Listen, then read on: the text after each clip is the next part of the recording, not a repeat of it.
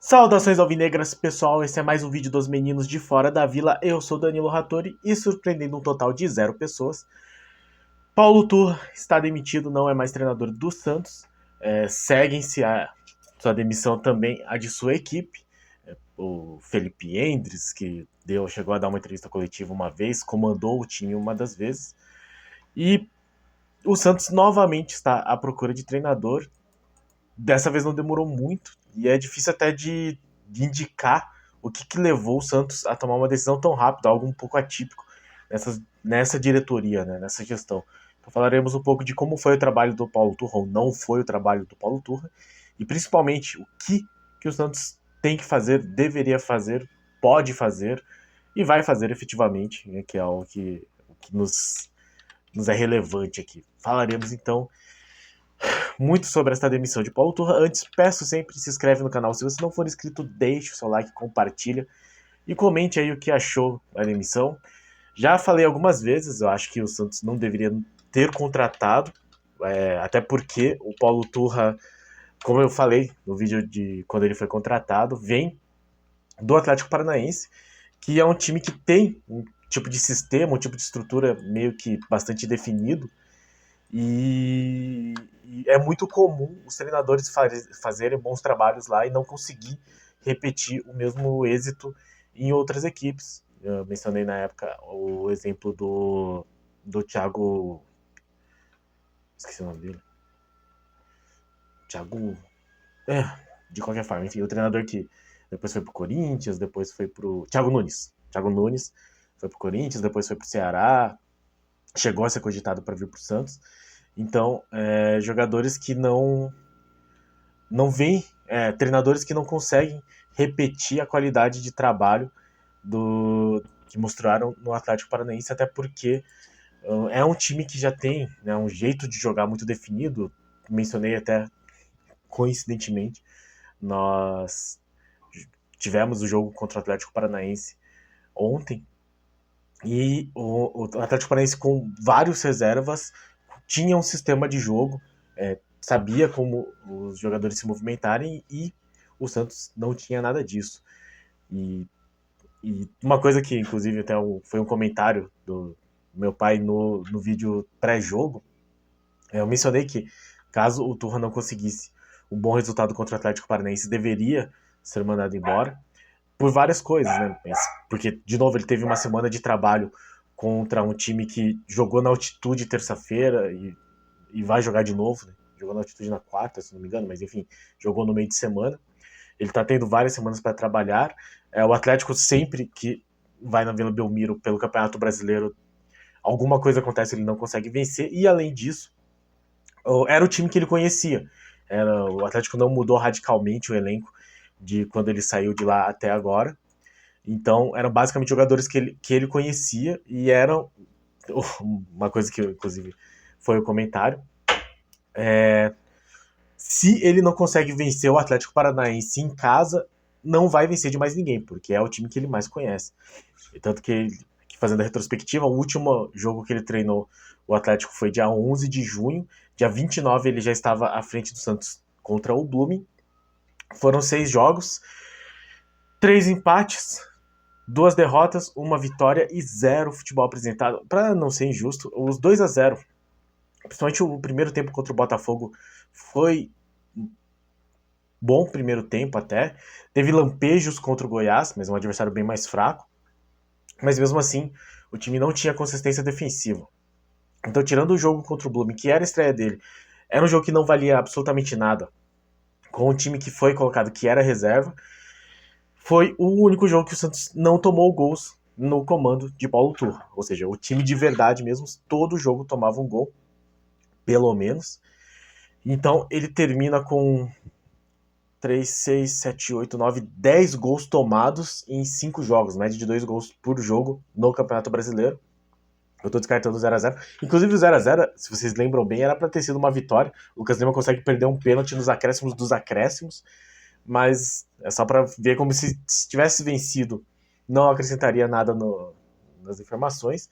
Fica só com uma nota negativa aí pelo fraco desempenho já demonstrado, mas era o primeiro jogo dele, um jogo jogo muito atípico pelas condições, né? Um jogo que não valia realmente absolutamente nada.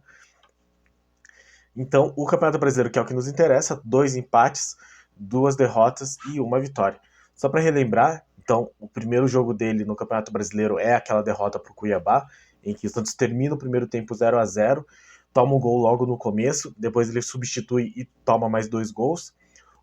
A vitória, né, que ele conseguiu foi contra o Goiás, o jogo que o Santos abre 2-0, toma um gol, abre 3-1, depois toma um empate e no final acaba empatando com um pênalti nos acréscimos.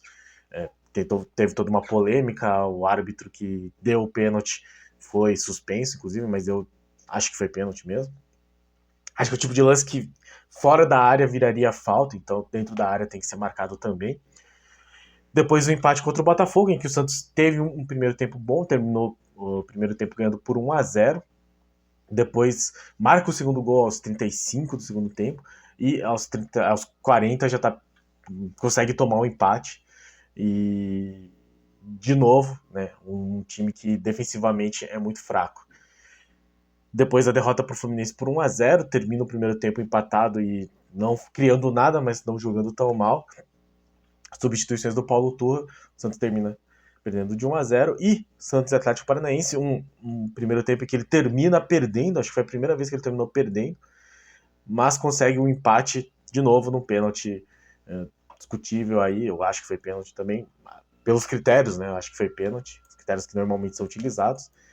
Então, este foi o trabalho de Paulo Turra, só para terminar a estatística, 4, 5, 6, 7 gols marcados, 10 gols sofridos em 5 jogos. Então, é uma estatística meio inflacionada, porque teve 4 gols contra o Goiás, que não é exatamente um primor de time, mas que venceu ontem. E com isso tudo, o Santos cede a pressão, né, a gestão cede a pressão e demite o Paulo Turra. E aí nos traz a questão de o que fazer agora. Eu acho que essa que é o que vem incomodando e afligindo os torcedores do Santos, eu incluso.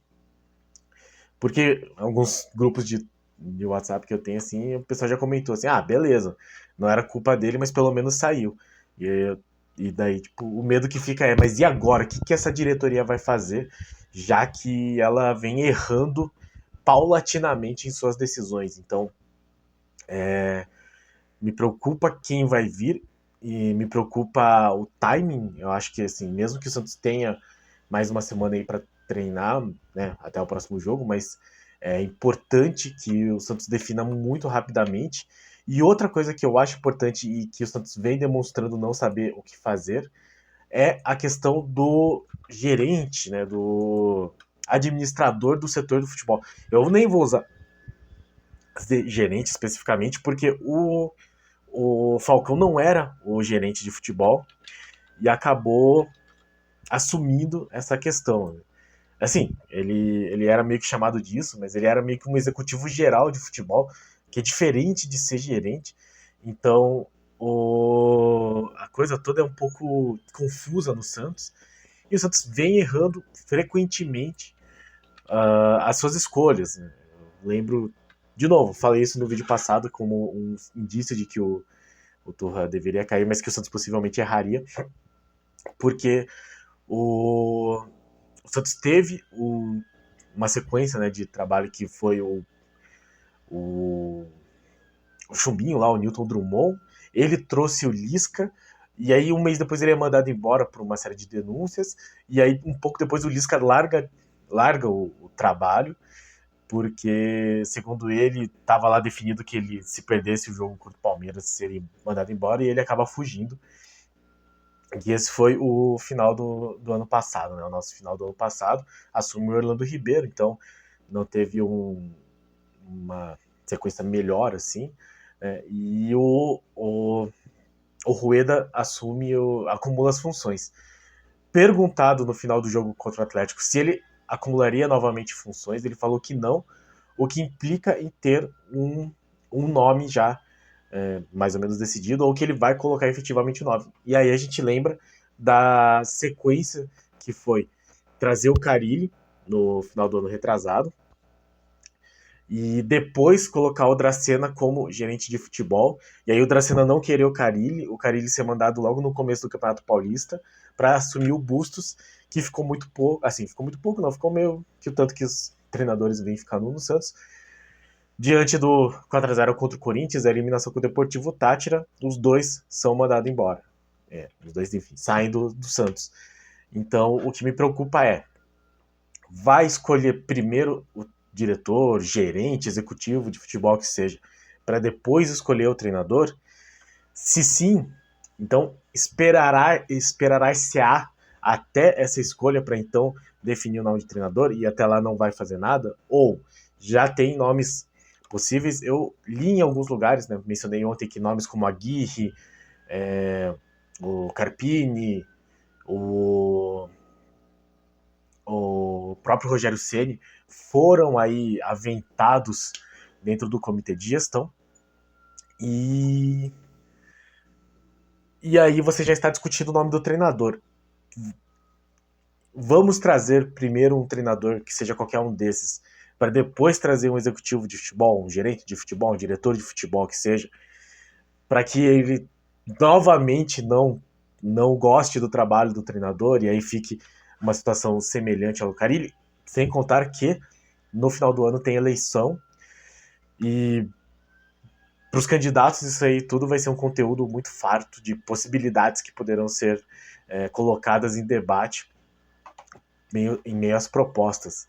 Lembrando também que o que elegeu efetivamente o Rueda, que colocou o nome do Rueda como forte para vencer a eleição de 3 anos atrás, foi a questão do transfer ban, em que ele coloca o dinheiro por empréstimo para resolver a questão, se eu não me engano, era do Kleber Reis ainda, acho que era a questão do Hamburgo, que tinha colocado o Santos numa situação de transfer ban.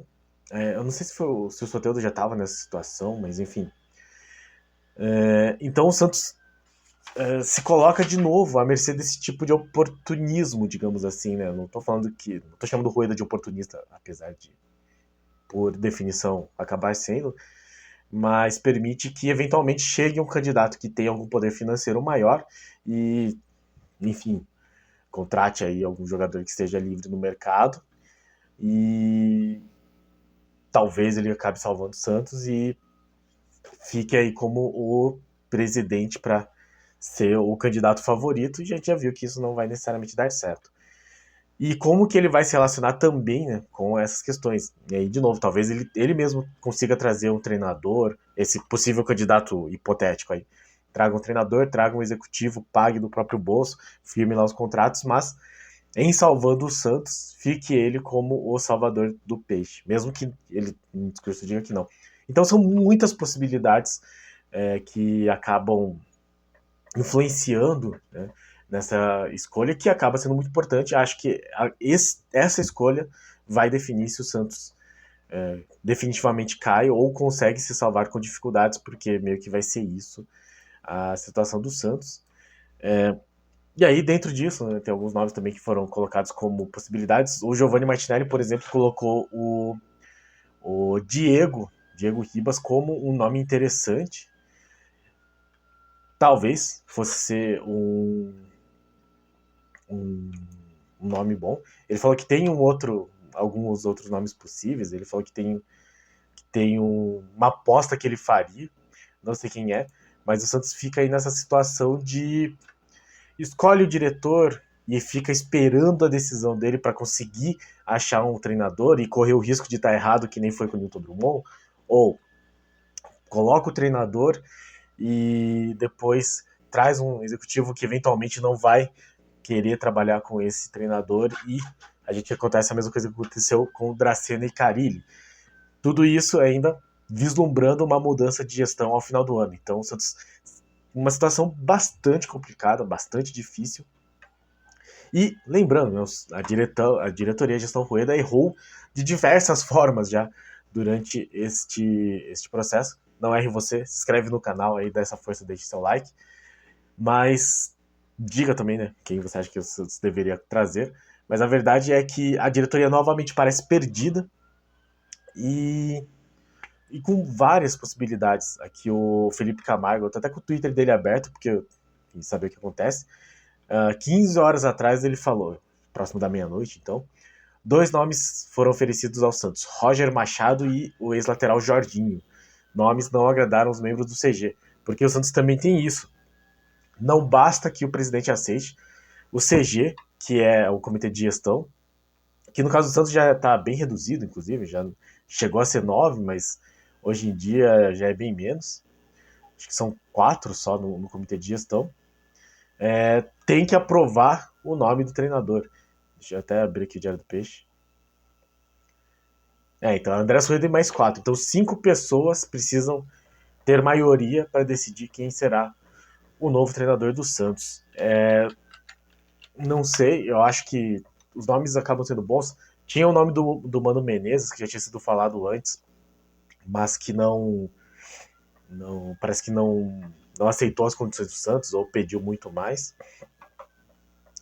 E vamos ver o que será. Porque, além de tudo, o Santos não demonstra, como eu sempre falei aqui, o Santos não demonstra assertividade, o Santos não faz as coisas com convicção, e eu acho que é um pouco de consequência da própria falta de conhecimento dos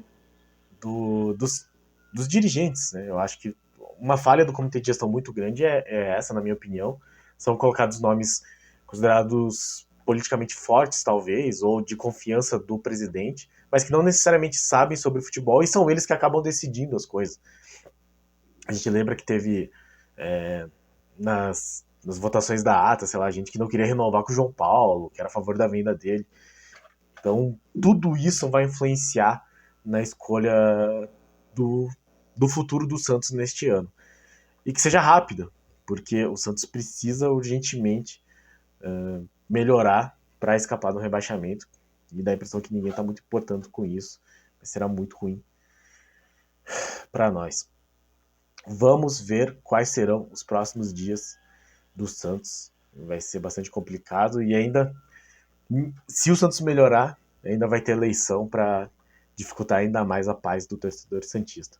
Fato é, Paulo Turra, após oficialmente 6 partidas, eu conto só 5, mas oficialmente 6 partidas, praticamente 6 semanas de trabalho, porque ele assumiu no final de junho, então deu praticamente 6 semanas mesmo. Não é mais treinador do Santos, na mesma semana que o Falcão também sai. O futuro parece bastante tenso para o torcedor santista. Certo, pessoal? Então, caso tenha um anúncio que deveria ser amanhã já, executivo de futebol, diretor, gerente, enfim, e treinador já deveria sair amanhã, mas não espera esse tipo de eficiência da diretoria. Ficamos no aguardo e quaisquer novidades falamos aqui. Muito obrigado a todos que assistiram o vídeo, muito obrigado a todos que acompanham o nosso canal, muito obrigado a todos e a cada um dos nossos inscritos. Se você não é inscrito, se inscreve aí, deixe seu like, compartilha e diga quais são seus nomes favoritos. Diga se você também acha que foi uma boa decisão mandar o Paulo Turra embora. Mas principalmente o que o Santos tem que fazer nessas próximas semanas.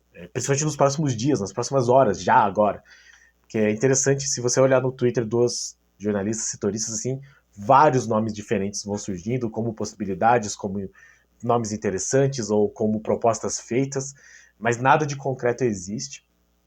E eu acho que serão assim, nas próximas horas, muita especulação, mas não espero tanta atividade da diretoria santista. Enfim, que o melhor aconteça e que o Santos melhore e escape dessa situação. Muito obrigado a todos, pra cima deles, um abraço.